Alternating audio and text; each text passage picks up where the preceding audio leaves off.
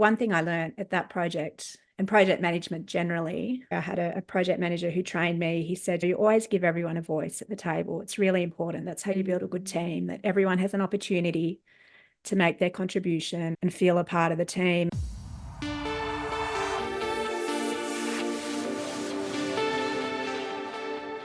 Welcome to Long-Term Thinking for Business Success, a show for and by business owners. Each episode will explore how to beat the odds and create a sustainable business and the life we've dreamt of. Today's guest is Nina Kilpinen. Nina is the Managing Director of Seed Engineering, a 9-year-old specialist engineering consulting firm focused on project development and management of large civil and transport infrastructure projects.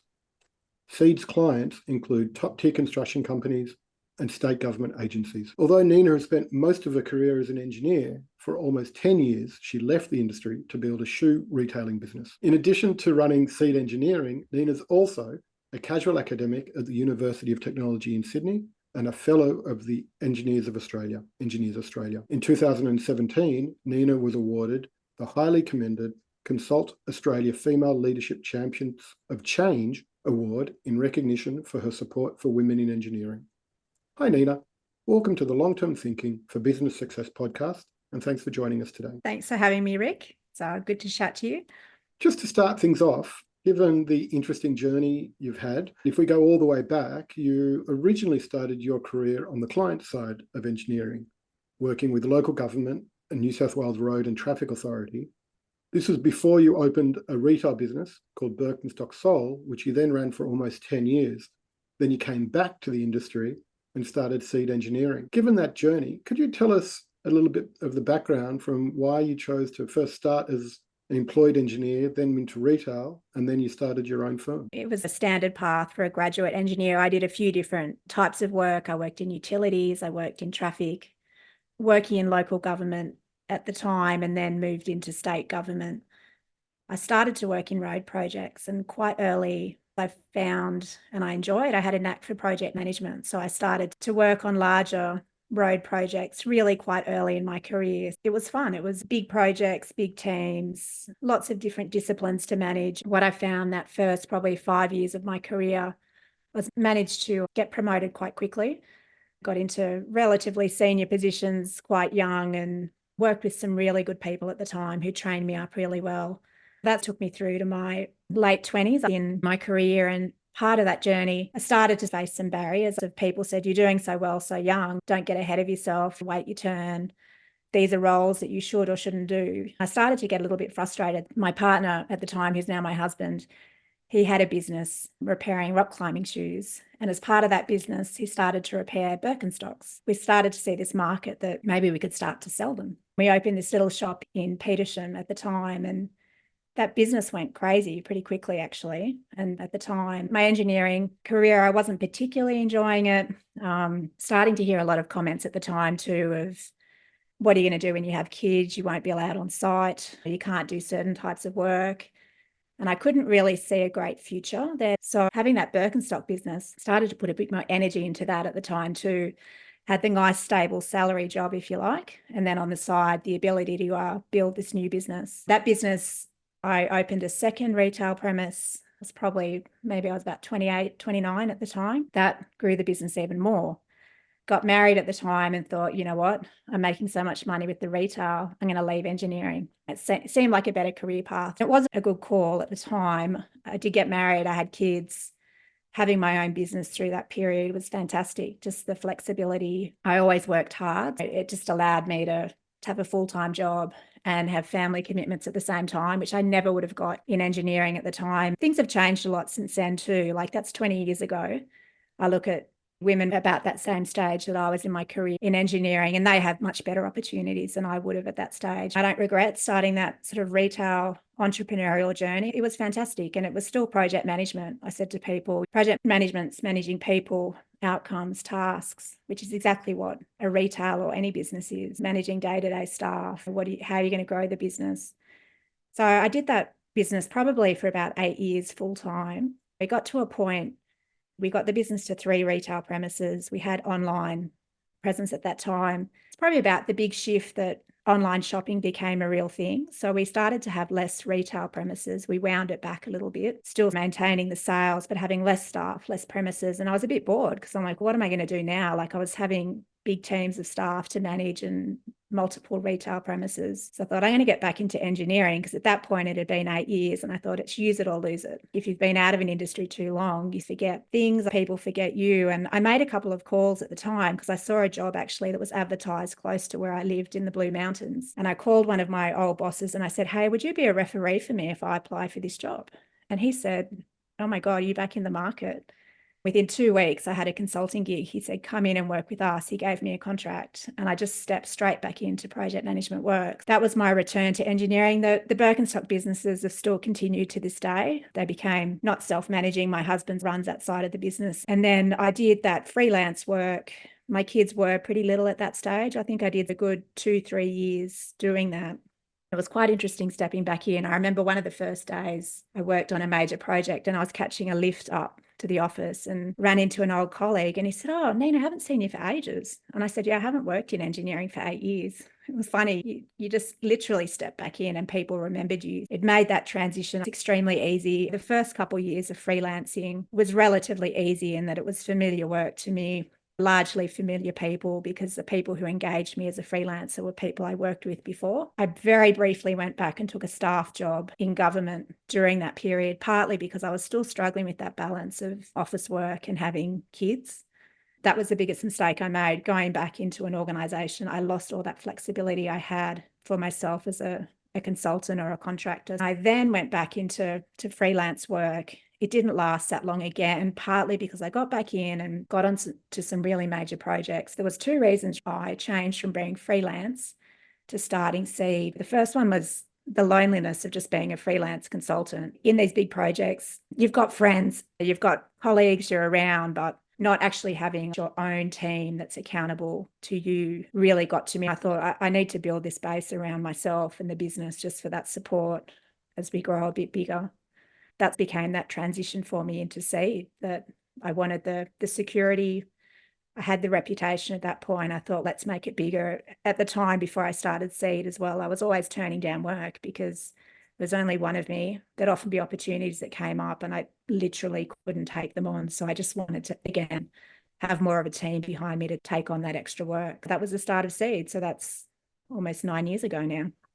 I'll come back to the journey from being a freelance consultant for 2 or 3 years and starting a business. Before we do that, just to go back a little bit early, what drove you originally into engineering? Is there a interesting backstory to why you chose engineering?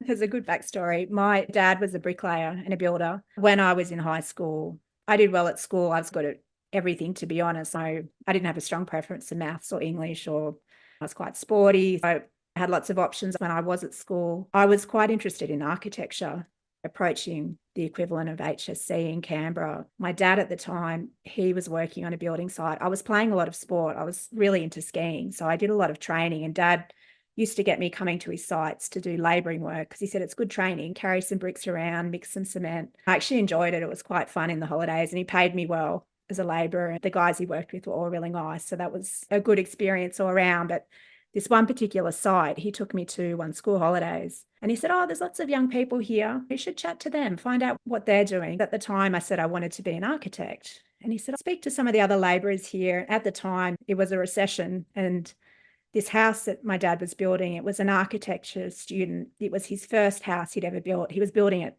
for his parents, basically. Shane at the time didn't have work for himself and all of his mates that had graduated from uni. So they're all working as builders, labourers. And Dad said at the time, don't do architecture. There's not much work. You should consider doing engineering. My dad could see that the sector had a wide range of work and a lot of it driven by government spending and infrastructure. That was his very sly way of just saying to me, maybe architecture's not the most secure path for you to take. It was a good choice. I said to someone the other day, like the fullness of time in your career, I'm like an architectural engineer, if you like. I do a lot of front end creative work anyhow. So I got that in my career. Whilst I haven't become an architect, I've naturally positioned myself in those areas that what I thought architecture was when I was an 18-year-old is I'm probably an architect of engineering, I would say. I think engineering, not dissimilar to law, teaches you a way to think and how to solve problems. As you said, in your retail business, you applied the same methodologies and logic and project management skills that you've learned. I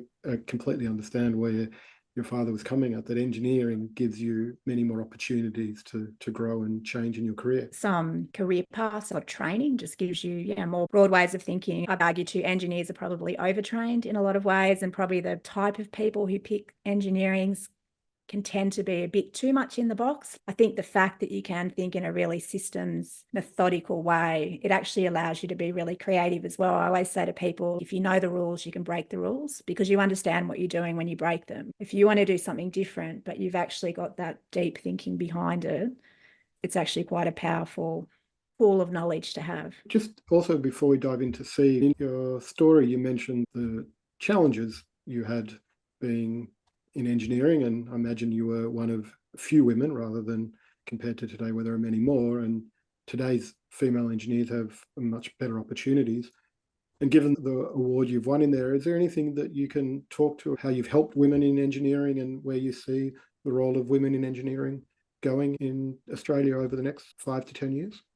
Yeah, that's a big question. There's a lot to unpack there. Not a lot has changed, I think, in the percentage of women involved in engineering and construction throughout my whole career, to be honest. There's more of a focus now on creating better opportunities, but I think there's still a lot to change. I guess as a career path, it's interesting. I look back my first stint of my career working in government and major projects.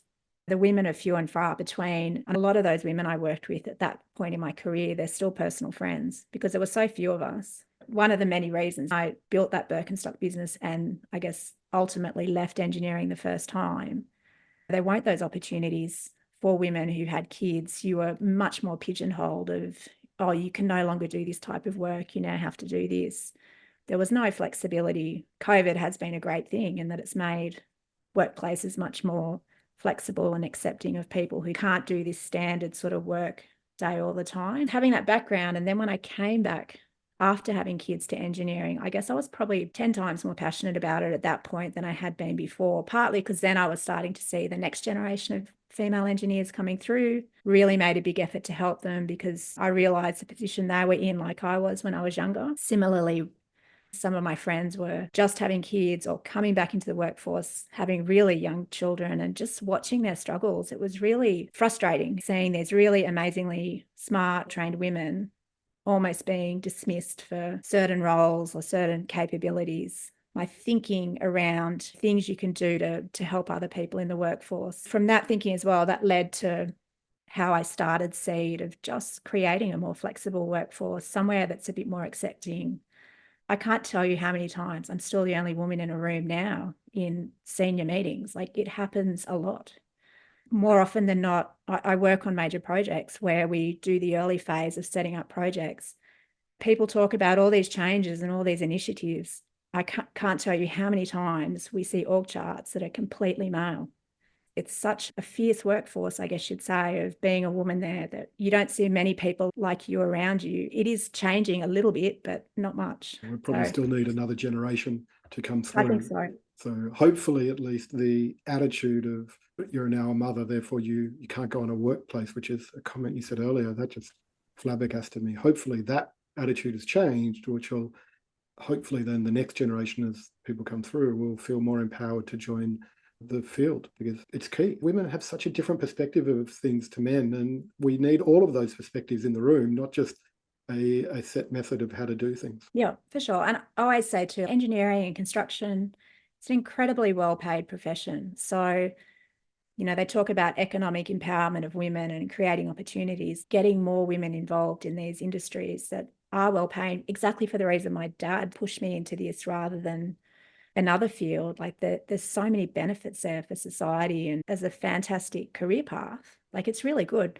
My eldest daughter, she's just started studying engineering. And a few years ago when she was talking about it, I was actually quite against it in the beginning because I'm like, oh, don't do it. There's probably easier paths to take. But then when I speak to female friends in banking or finance or accounting. There's still similar issues there. And I'm like, I think the opportunities are great for women. So I've changed my own thinking around my daughter. Yeah, go for it. It will be easier for her than it was for me. I hope it is. We've gone pretty deep quite quickly, so thank you for that. But just to pull us back a little bit and focus in on seed engineering, what's the change you want to make at Seed, or to put that another way, what's the vision you're trying to deliver, and who are your ideal customers? The vision when we started Seed, we offer project management and construction management services to large infrastructure projects. It was built on the back of what I'd done as a freelance consultant or a freelance project manager. And it was that ability to jump into projects and assist teams or lead teams,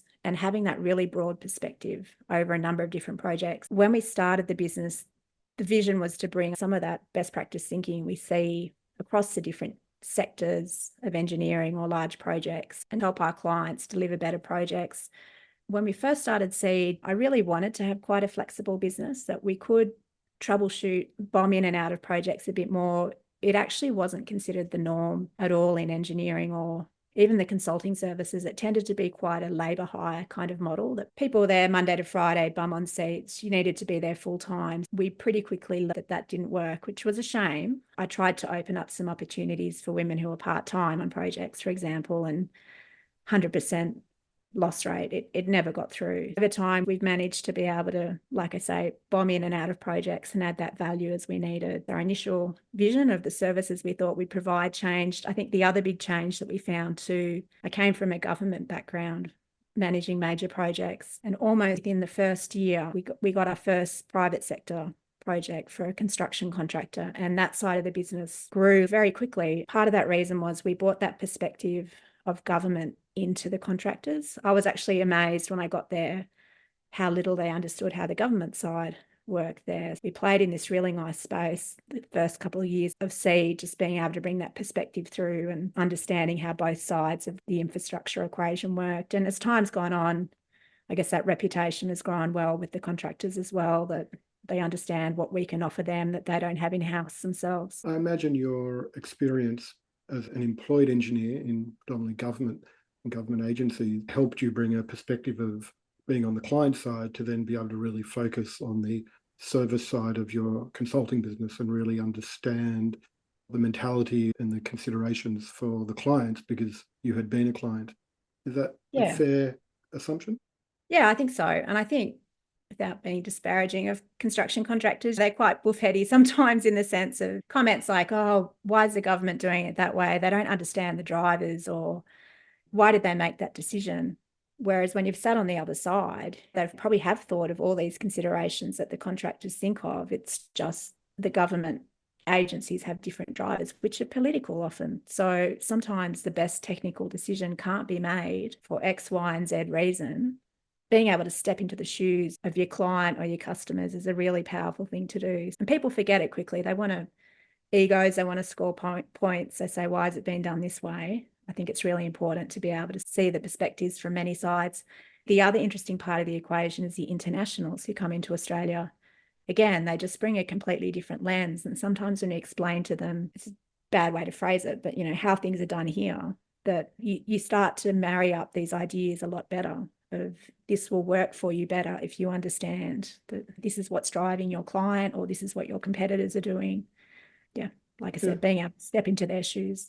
Have you got an example of that? Something that was an insight that you helped an international business see, and then from there they either change the business or won opportunities? There's two large businesses I've watched them grow over the years, and they're probably in different trajectories in that I started with one of them earlier than the other. Australia is very regimented in its planning regimes and some of its approvals. There's a belief that, and it's true, it's over the top, these requirements. We can get around it. We don't have to do it. And sadly, the answer is no. Like you can't actually get around it. You have to do X, Y, and Z in a planning approval process or a consultation process. Sometimes when you give clients that advice the first time, they don't do it. When they get the feedback, maybe it's the second or the third time, that they go, yeah, you're right. And the other thing in these cycles, obviously Australia is a really attractive infrastructure market for lots of countries overseas. When people come in, they're not going to get success on their first attempt. It takes them a few times. So again, it's that building that knowledge I always have a rule of 3. You tell someone the first time, this is what we have to do. They listen. The second time, you might build that idea a bit better or get it a bit more detail and legs behind it. By the third time, when your client's kind of almost playing it back to you, you're like, okay, we're starting to get there. You understand. So you go on this journey with them, if you like. The other thing, Australia is such a small country. It's incredibly frustrating helping internationals sometimes of just that, again, local knowledge, local experience. There's no way around it than just getting the right people on board. That's a really difficult thing to do. You can't magically make people appear or give them a certain type of experience. It's the same. Every company that I do this with, it's the same journey, just slightly different factors come into play. I know that feeling. I love it when I'm talking to clients or prospects and suddenly they're using our language and you've helped them see things they couldn't see previously when they're parroting back to you, your methodology, etc. And it's such a rewarding correct. feeling. Yeah, that's right. It's that devil's advocate thing too. Like you don't expect, you say it the first time and everyone goes, oh yeah, that's right. Yeah, everyone has to go on that journey too, don't they? And things are nuanced as you get through and become slightly different. Often as business owners, we're running so fast and we're so focused on so many different things, we forget to step back and celebrate our wins.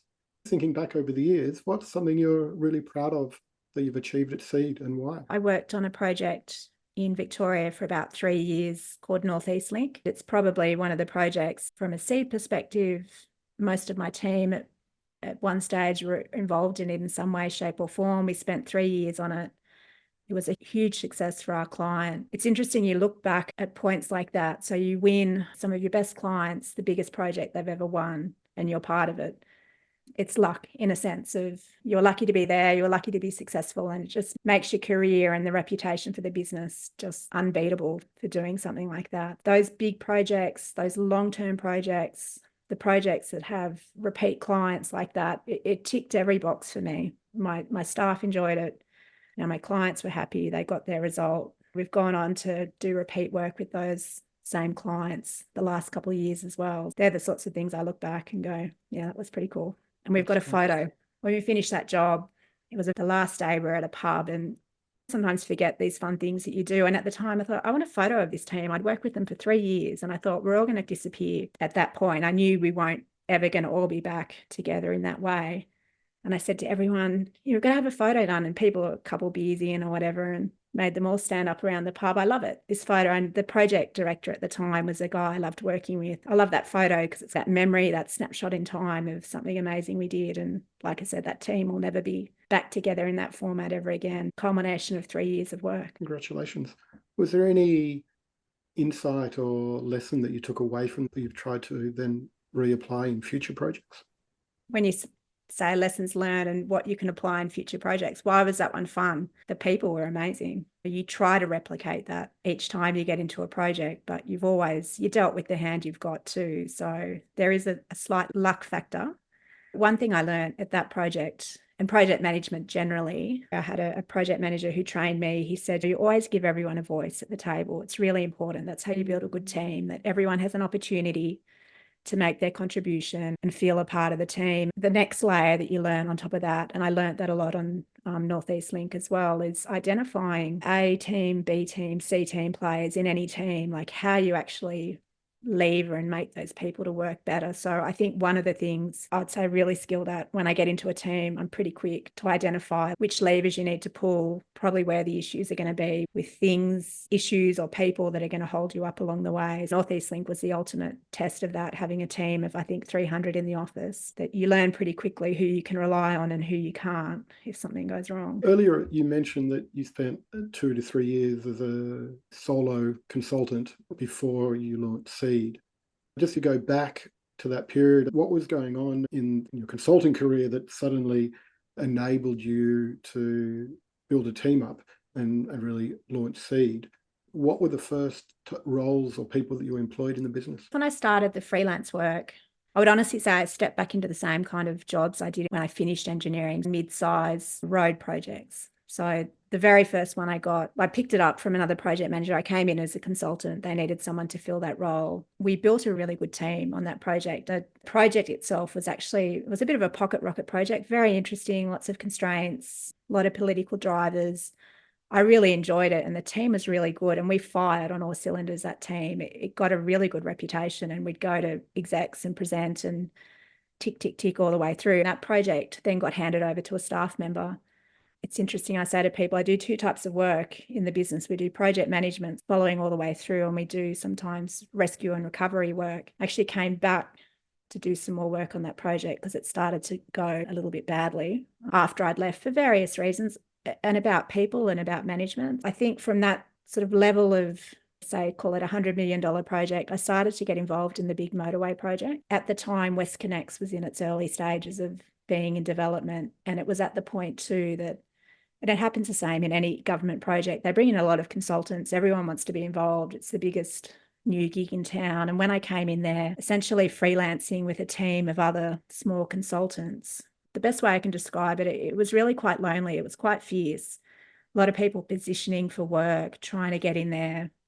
A lot more difficult than managing the smaller project when your team is more self-contained, if you like, when you've got these massive projects and all these stakeholders. That's where it starts to get more difficult. And you can use your project management skills, if you like, to work with the different stakeholders, but ultimately you're there alone as a freelance person. When I stepped into doing projects again as seed, the opportunities I saw in these big projects where it had just been me, I now started to get support staff around me, get other engineers, having people to back you up. You can do a better job as well. You can do more tasks. You've got some sort of flexibility that there's a few of you there that can help out a bit more. The base I'd had from government work to freelancing, like I was perfectly set up. It was just stepping into slightly bigger roles. And then what we found over the years with Seed is my team hasn't got a lot bigger, but we've got really strong partnerships with other small consultancies that have complementary services to mine. There's a comment a client of mine used years ago, which I love. He said he hates it when consultants collaborate for convenience. There's an opportunity that comes up and they suddenly create this team out of nowhere.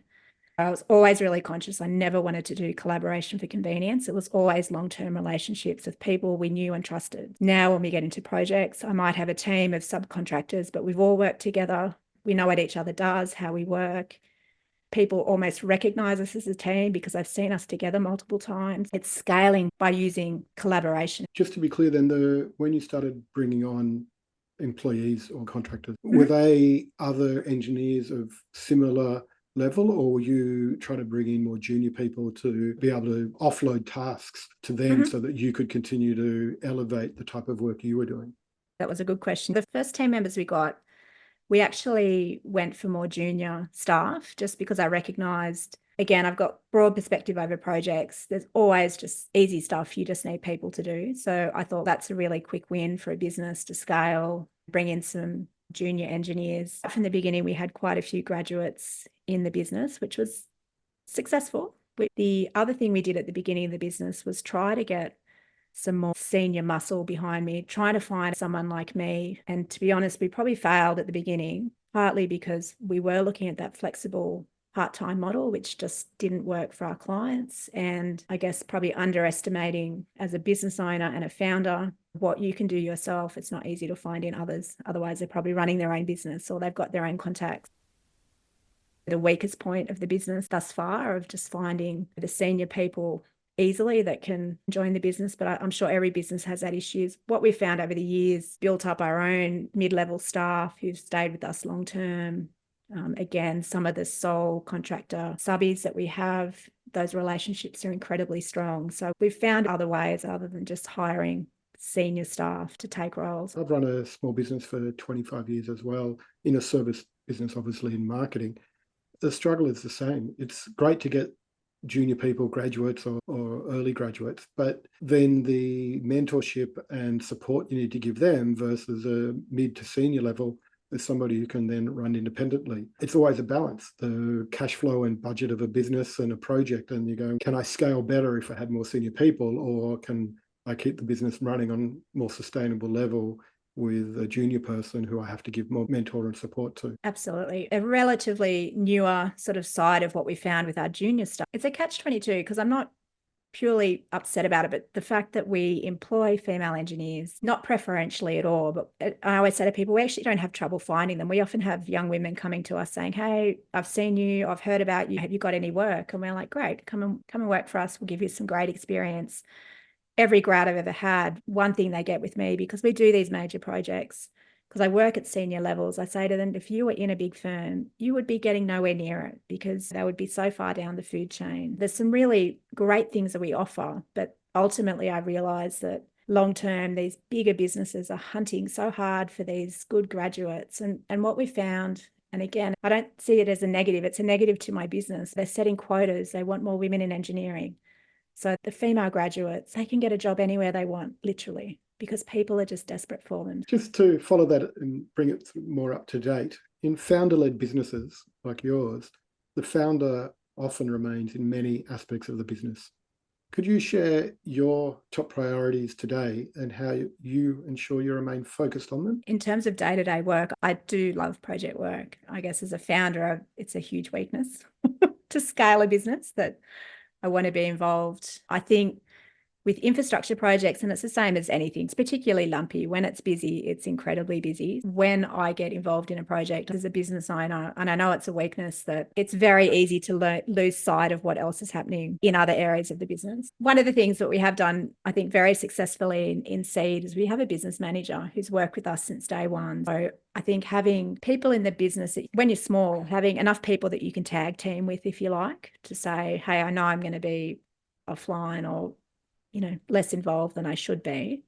So this is what we're going to do. The other thing I think we've done really well in Seed is right from the beginning, I said, just because we're small doesn't mean we have to do everything half-assed or cheaply. It doesn't mean we're trying to save money just because we're small. And part of my thinking was, if you join a big company, you get the nice laptops, you get training, you get all these things. I wanted to offer that. We've always had that instilled in the business.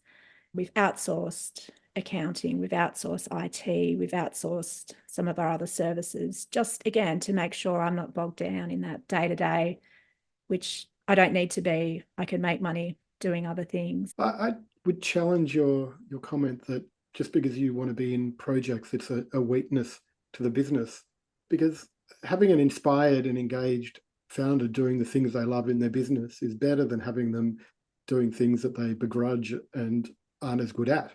The challenge, obviously, is how do you find the resources to do the things that you don't want to be doing?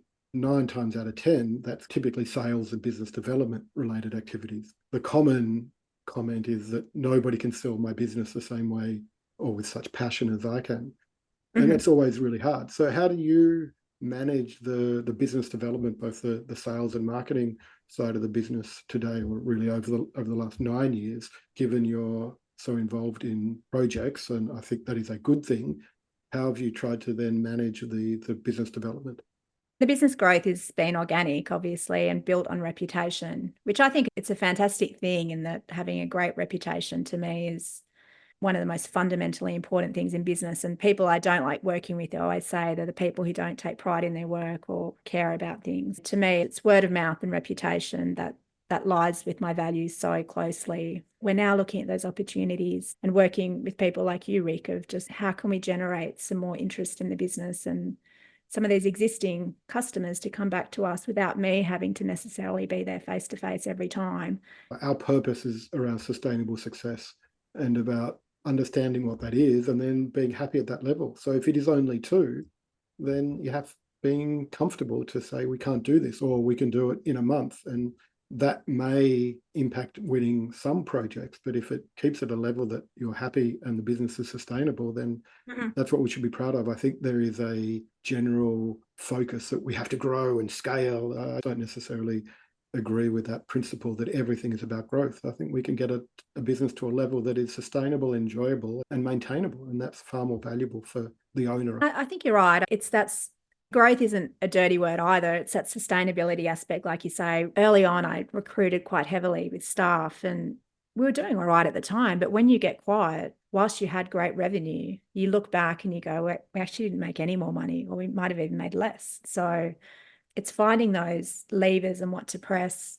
I feel like we're a bit small at the moment in that I would like to get a bit bigger. It's those support services that are a little bit complementary to the business, if you like. If you get a bit bigger, you can afford to have the good marketing help, probably even better IT, maybe put a bit more effort into training, those sorts of things. Just to finish off this section, when you think about growth in the business, this really can come from either growing your current clients or driving new business. In consideration of seed, again, over the years, has the drive been really how do you engage with clients and make sure that you're getting repeat work from a small group of loyal customers, or has the focus much more been on winning new work and building out new client relationships? It's all based on a smaller pool of clients. I would absolutely see it as a failure if we didn't get us back for another job. Sometimes physically you don't, just because that client might not have a job for a couple of years, but you want to be top of their list for next time, that you're the first one they think of. Seed is twofold too, because we do that pre-contracts bidding work, and a lot of the work we've done is establishing international companies. I've found with a few successes, people go, hey, can you do that for me? I've definitely said no a couple times, and I probably don't pursue a lot of these new companies that are potentially going to bump out my existing ones. It's a bit of choice there. And to me, then it also comes back to the people. The companies that I've done work with multiple times in the long term, I do it because I like them. It's been very few companies I work for, and there's been a couple I don't go back for whatever reason, or my staff has said, we don't want to work there again, and that's fine. We just go back to that same pool. A little bit riskier having that smaller pool, but Rick, you can't have too many people that you look after perfectly. You're better to give your best service to your best customers. Absolutely. I would agree with you. I also think that in small business, especially, the belief that we have to win new work constantly, and all of our sales and marketing effort needs to be focused on that. And we actually have a strong belief of making sure that our current clients are really solid relationships and build referral and recommendation from there. The more remarkable we can make a client's experience with us, the more likely they are to come back and recommend us to other people. And that becomes the best source for new work. Yeah. Repeat work, your reputation just repeats. It's customer service in our business comes first. And it's on both sides. We look after our team as well, but they look after our clients. It's an easy formula in my mind to follow. Just to change the focus, thinking about seed, and I love asking engineers this question because you're generally such system thinkings, but creating systems and processes is often a common answer to why a business has been successful. Can you tell us about a system or process that you've implemented in seed that has had a significant impact on the business, and what that impact has been? It's an interesting question. My very first private sector job that I got with a construction contractor, they made me get a ISO quality system. I remember our very first audit, and the auditor was saying, you haven't shown systems for doing this project management setup or various things. I said, oh, it's all bespoke. And they said to me, you don't understand what we're trying to do here. They said, nothing you do is bespoke. You need to set up systems. And I was arguing at the time saying, each project's different. I do different roles. I said, think of it this way. If you have a team of people working for you and you're explaining something to your staff member for the third or fourth or fifth or 10th time, that's where you should have had a system, because you should have just been able to say to them, go to this process and follow it through. It was the first time I really thought about what I did as a consultant and what we were doing as a business. We started to put some systems into place. It's a lot of work. That's, I think, the killer for a small business. And what do you invest? What are going to be those repeatable tasks that you do 5, 10, 20 times over the years, and invest that time? Has there been one system that has had an oversized impact once you put it in? Invoicing. That was an early learning curve. Every client's different, how they want stuff, timesheets. When you've got big teams of people we're managing or subcontracting in, we've had jobs where we have 20, 25 people on the job. So as a small business, just getting your systems in place to manage those internal processes, that was a big learning curve for us. I think the other big one, we still use it a lot. It's probably one of the first ones we set up. Again, project establishment. When you start a new job, what are the things that have to be done? It sounds so easy, but again, as a small business, every time you take on a new job, making sure you've ticked through all these things and that people understand it as well. Any staff member, we can say, these are all the things that we're doing in the background to get started. I agree completely. Just documenting what you do is so freeing up. I encourage all my team to create processes when they're doing something multiple times. But I always encourage, just make it simple. Just put the 3 macro steps down and then worry about fleshing it out. Because if you try to flesh it out fully, it then becomes too onerous and people can't do it. And it's just start with a simple approach. Yeah, it's that idiot check because you don't want to go back later and go, oh, why didn't you just set this up? Or why in the timesheet system give it that title? Or why didn't you set up this filing? They're all always simple things, but it actually gets you unstuck in the Completely. long term. One of the hardest lessons for me to learn is something that I've had to learn and generally relearn a few times. Can you think back over your career potentially? Has there been a lesson that you've had to learn and then possibly relearn?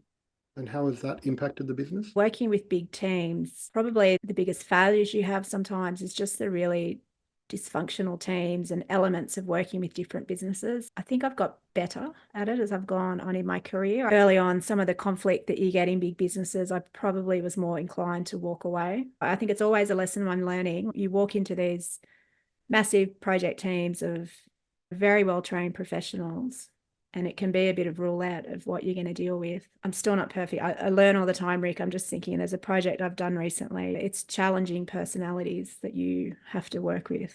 And you try things you've learned to disarm situations that flare up. Sometimes it works, sometimes it doesn't. Sometimes you do it really well and really calmly. Other times you walk away and, you don't want to go back to work the next day kind of thing. It doesn't get easier managing people and managing conflict. I've definitely got better. I don't think you'd ever get it perfect because every situation's always a little bit unique. But project management is managing people. One thing that I've learned, and it is one of the things that I continually have to relearn around conflict and dealing with issues in more specifically in the team, is every time I avoid having a conversation with somebody about something they've done, it gets much worse.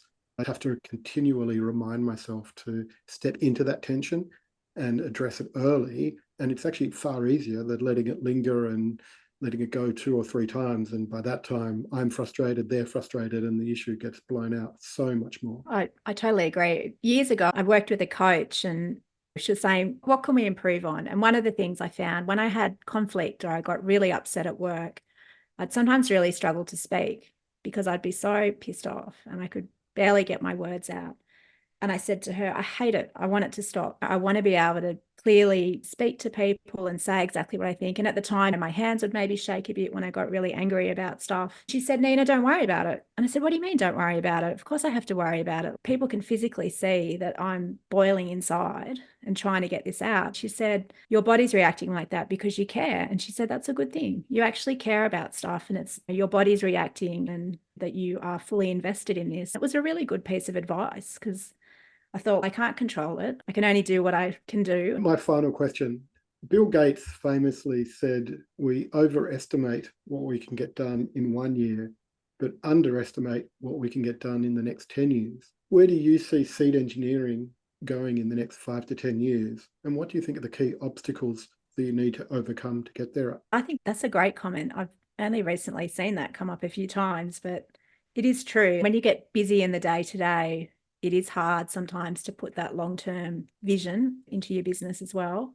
I think over the next couple of years, I would like to grow my business a bit bigger because I think there's a lot of gains and efficiencies we can get and stability, more importantly. I think stability in my business, or the sustainability term that you used, it means we can work across a bigger range of more interesting projects, get a slightly wider, more stable client base just by having a few more people in our team that are the trusted advisors when they go in. Where I'm seeing infrastructure going at the moment, my background is transport and major transport projects. The next big thing is energy, renewable energy. We've done a few projects already. We've worked on Snowy and starting to get into more sort of transmission and power generation projects, but it's amazing how quickly the change happens. Like after having been involved in one hydro project my entire career, in the last 6 months, we've helped clients 6 different types of renewable energy projects. So I think that's where we're going to be heading. That's where Australia's heading to, which is a good thing. What do you think's going to be some of the obstacles that you need to overcome to get to that size,